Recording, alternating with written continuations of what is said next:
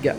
Assalamualaikum warahmatullahi wabarakatuh. Waalaikumsalam warahmatullahi wabarakatuh. Halo semuanya, sebelumnya perkenalkan kami perwakilan dari kelompok 4 atau kelompok Landforms. Sebelumnya perkenalkan, nama saya Zalfa Naila dan ada rekan saya. Nama saya Zaki Trihartono. Nah, di sini kami berdua akan menjelaskan mengenai market dari Landforms. Nah, sebelum kita menerangkan lebih jauh, saya akan menjelaskan apa itu Landforms ya. Nah, jadi Landforms itu kata lain dari bentuk lahan yang dimana merupakan istilah untuk menyatakan berbagai penampakan-penampakan yang ada di permukaan bumi. Nah, Landforms ini atau bentuk lahan ini memiliki berbagai macam elemen. Di antaranya ada apa aja? Nah, yang pertama ada mountain atau gunung, bisa dilihat di sini. Lalu ada plain atau lahan. Lalu juga di sini ada forest atau hutan, ada island atau pulau, lalu ada waterfalls, ada river, desert, hills, plateau, volcano, lake, dan masih banyak lagi. Nah, di sini supaya kita lebih memahami, di sini aku mau ngejelasin yang pertama itu adalah mountain. Mountain itu bisa kita lihat yang berwarna abu ini ya. Mountain ini merupakan gunung yang dimana memiliki sisi yang curam dan juga pastinya memiliki puncak. Nah, mountain ini biasanya ada pada ketinggian 1000 kaki atau sekitar 300 meter. Selanjutnya ada hill. Hill itu adalah ini ya, yang warna hijau. Ini bisa kita gambarkan seperti bukit, sebuah bukit. Nah, dimana kita pasti mengetahui ya sebuah bukit itu. Dan dimana si hill ini pastinya ukurannya itu lebih rendah daripada gunung. Dan selanjutnya adalah plateau yang ada di sebelah sini. Nah, plateau ini merupakan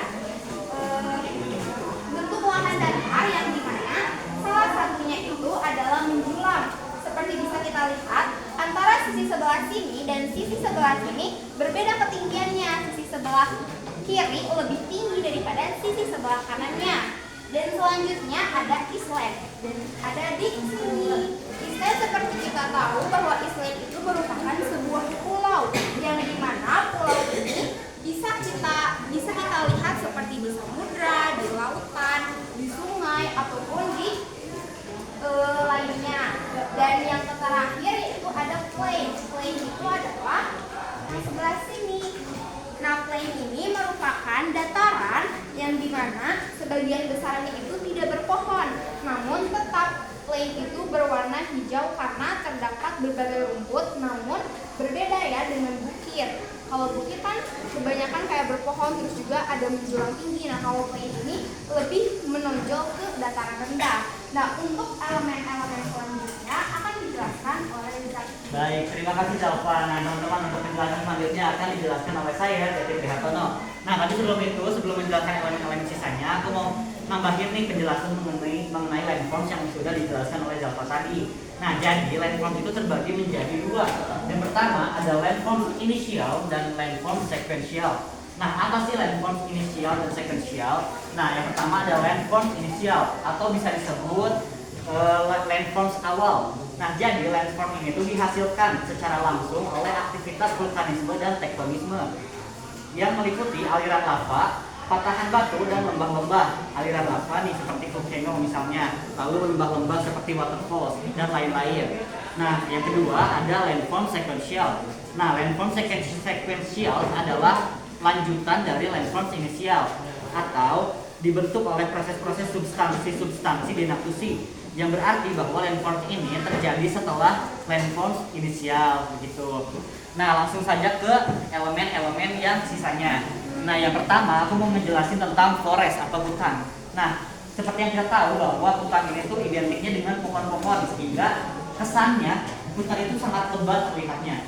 Nah, kita juga tahu bahwa hutan merupakan salah satu ekosistem terbesar di dunia. Nah, jadi hutan itu termasuk salah satu elemen dari landforms yang biasanya dihidupi oleh berbagai macam makhluk hidup, mulai dari tumbuhan dan juga berbagai macam satwa.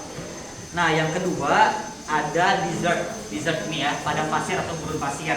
Nah, kita pasti tahu bahwa gurun pasir itu memiliki cuaca yang sangat ekstrim atau panas. Nah, meskipun sangat panas dan kering, tetapi desert atau gurun pasir itu memiliki lingkungan yang menakjubkan untuk pembentukan bentuk lahan. Nah, aku punya fun fact nih tentang desert.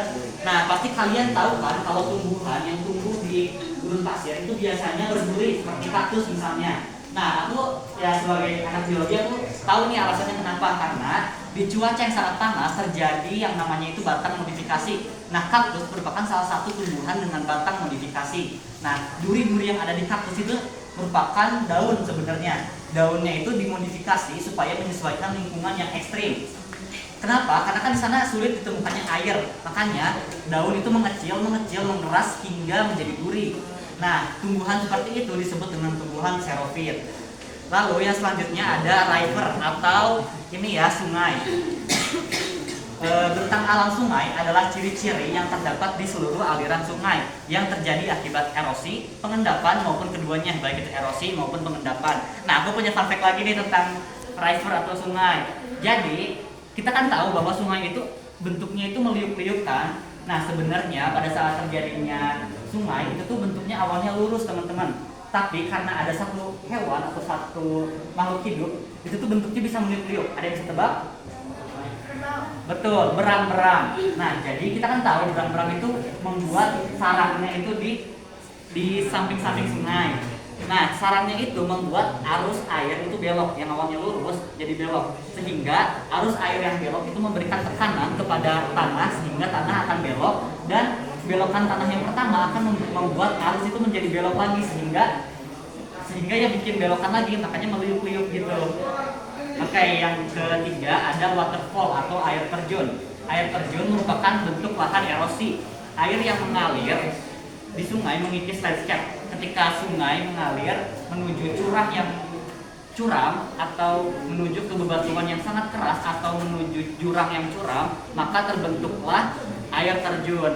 Nah, jadi memang air terjun ini terciptanya juga sangat sama dengan sungai gitu. Jadi awalnya sungai berjalan terus melewati curah yang curam, terbentuklah air terjun. Nah, yang lalu di bawah air terjun juga tercipta lagi sungai karena aliran airnya terus turun. Nah, yang selanjutnya ada volcano atau gunung berapi. Nah, bintang alam yang paling jelas terlihat tercipta oleh lava adalah gunung berapi. Biasanya sebagian besar adalah kerucut cinder, gunung berapi komposit, dan gunung berapi perisai. Letusan juga terjadi melalui ventilasi lainnya. Namun umumnya ventilasinya itu terjadi di celah yang ada di atas ini nih. Bisa lihat di sini ada celah ya kalau kalian lihat. Letusan yang terjadi di dasar laut itu biasanya adalah dinamakan dengan letusan retakan. Nah, yang terakhir ada lake atau danau. Danau merupakan bentang alam yang bentuknya bermacam-macam, namun semuanya merupakan cekungan pada daratan yang berisi air. Nah, teman-teman tahu nggak kalau misalkan di danau itu airnya bisa kita gunakan dan bisa kita minum? Kenapa? Karena air yang ada di danau merupakan air tawar, bukan air asin, sehingga airnya itu bisa digunakan dan dimanfaatkan untuk aktivitas manusia. Dan oh ya, sekian dari kelompok 4. Jika ada yang bertanya, silakan acungkan tangannya. Bentar. 1, 2, 3. Assalamualaikum warahmatullahi wabarakatuh. Waalaikumsalam warahmatullahi wabarakatuh. Perkenalkan, nama aku Dina Hadi Pratama, nomor absen 11. Nah, aku ingin nanya yang kasih buat ya.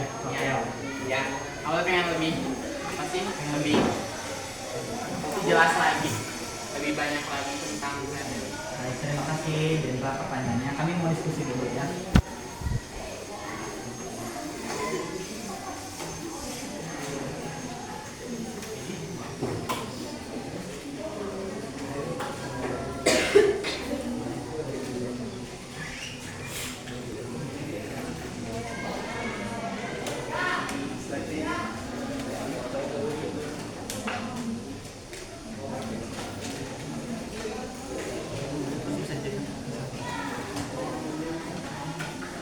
Oke, Dendra, di sini aku ingin menjawab ya.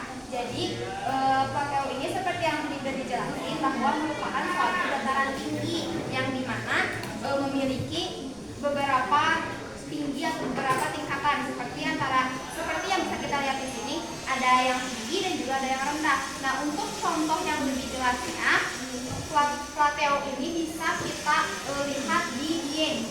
Di Dieng, yang dimana di Dieng itu merupakan salah satu dari contoh dari plateo ini, dan dimana si plateo ini juga bisa dijadikan berbagai tempat wisata karena memang biasanya di dataran tinggi itu lebih banyak disukai oleh wisatawan. Betul banget, dan hewan-hewan yang ada di plateo itu biasanya adalah hewan-hewan yang terbiasa hidup di dataran tinggi.